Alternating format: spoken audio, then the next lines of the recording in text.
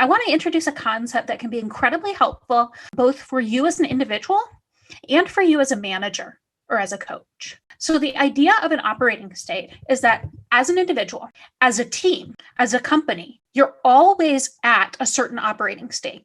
You as an individual might not be at the same operating state as the team that you're in, but based on the operating state that you are in, you are going to be responding to situations in different ways. And so if you're getting the wrong leadership style for the operating state that you're in, it's going to be less effective. There are actually 6 operating states. So we're going to start with the most negative operating state. It is a state of emergency. And in a state of emergency, you're kind of just not doing anything. The typical response is just to act from that emergency. And so we make poor decisions. We have short-term thinking.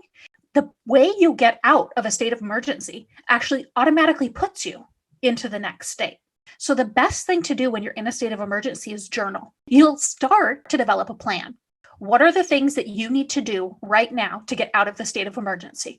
I need to make some phone calls. I need to reach out to all of our top customers. And that puts you in a state of formulation. You're formulating a plan. But you don't want to sit in the formulation stage forever, right? We've all met somebody who was just planning and planning and planning and planning and never did anything. What you want to do is, again, quick, simple plan, and then start to execute your plan. And as soon as you start working on your plan, you've automatically moved into the third stage, which is concentration. And in concentration, all you're doing is you're working your plan. So you said you were going to do these 3 things, and you start doing those 3 things. Your goal is that when you concentrate and you execute, eventually you start to see progress.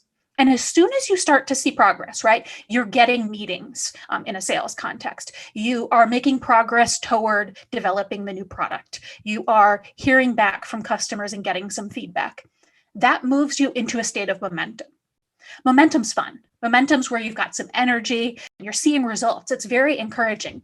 But momentum is not stable. You're not always going to be just moving up and up and up. Instead, most people are striving for a state of stability. Stability is predictable. Stability is kind of calm and peaceful. I mean, we all just think, wouldn't it be nice if the world were stable, if we didn't have to worry about what competitor might be coming up? That state of stability is a fine state to be, but we'd like you to think of one more stage, and that's a state of mastery.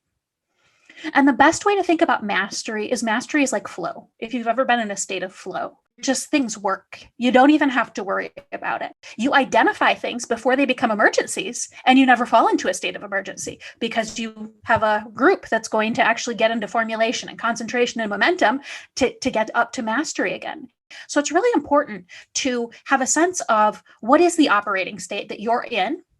Make sure that the people around you can speak that same language. And if you're a leader, understand the operating states of the people who work for you, as well as where you fit into the context of your company.